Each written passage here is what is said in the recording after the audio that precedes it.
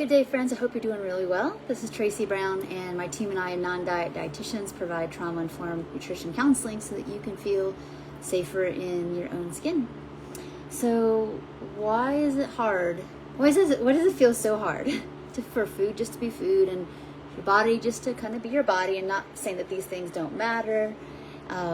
It's just that we tend to have these heightened responses to just about anything food or body related or health related for that matter, right?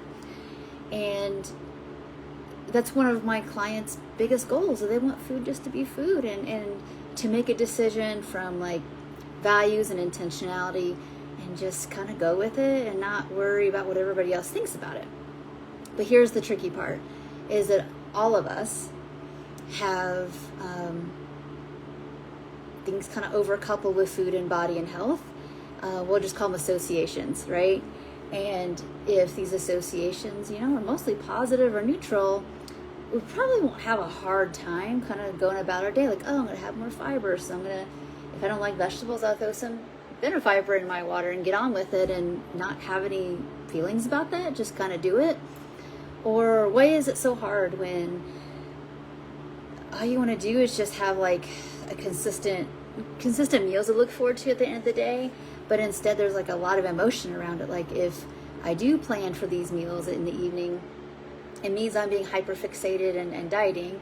And if I don't plan, that means I'm being lazy and I can't meet my health goals. So you see all the charge around this. And this is what this video is about, is to help you take some time, pen and paper, and kind of like map it out a little bit. Like, what is causing this activation? So the fight, flight, freeze or please, the spinning thoughts, the shutting down, the heaviness, the shame, just thoughts are spinning, all those kind of things. And so what we want to look at is, what are we thinking? What are we thinking about our food? What do we associate it with it? Is there a threat response overcoupled with any thoughts or actions around food? And especially, what do the sensations mean? What do we believe they mean? What meaning have we given to these sensations? Like, if you're full, what does it mean? Is it just like, oh, I'm full and I'll be hungry in 3 or 4 or 5 or 6 hours? Or do these fullness sensations have a meaning, right? And that's what the work is. So let me give you a quick little acronym to help you kind of dig a little deeper for yourself, okay? And if you need some help with this, please reach out. My team and I will be happy to help you kind of dismantle all this stuff, all these internal, structures and stuff that's going on inside. But you can do this too. All right. So it's something called SciBAM. It is from Somatic Experiencing Training, and it's a fun little acronym to help you remember what you're looking for. So S is sensation. I would be the image. Like, what do you see? What does that mean about you? So your image in the mirror, right? Or the clothes sizes, or what other people are doing. If you have a reaction that's not neutral or good or in your values, then you probably have some kind of you might be having some kind of trauma response. You might be having some kind of relational attunement, attachment, kind of remembering thing happening. Okay, so we have S, I. B is belief. Belief. What do you mean? What does it mean to like weigh what you weigh or eat what you eat or how the health that you have? If these things aren't held in curiosity and compassion, more than likely, that's where the struggle is going to be. All right. And then when we feel overwhelmed or in fight, flight, freeze, or please, we tend to be, and understandably so, pretty reactive because it feels like a threat. All right. A, we can call affect, or we could use it as the word emotion, whichever. So what emotions are you having? Or you could say mood if you wanted, but especially emotion shifts when it comes to what you eat or what you don't eat, or if you move or if you don't move, or if your body stays the same or it doesn't. What emotions are here with that? You want to get to the like, well, what is this about? Like, what is this connected to? And M, I think the somatic experiencing people are call M meaning making, but I also add another meaning to that for my own purposes. And memory. Sometimes just like food has memory with it, or body sizes have memory with it.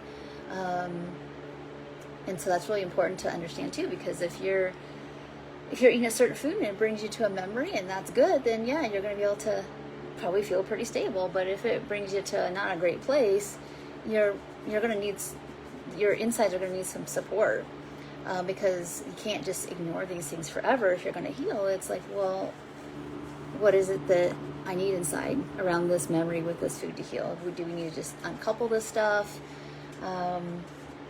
Just kind of bring myself back to present moment. What do you need? And sometimes this stuff goes into trauma therapy, and sometimes this can kind of stay in the food and body realm. But just to kind of put it out there too, that if you are having kind of, I would call responses or reactions to things that don't feel congruent to maybe now time, the knowledge you have, the goals you have, be curious about these things, because a diet won't fix them, another binge won't fix it, losing weight won't fix it. None of these external things fix any of that. So it's really important that you learn to start creating, some continue to grow your capacity and create some co-consciousness by just being a compassionate witness to what's coming up.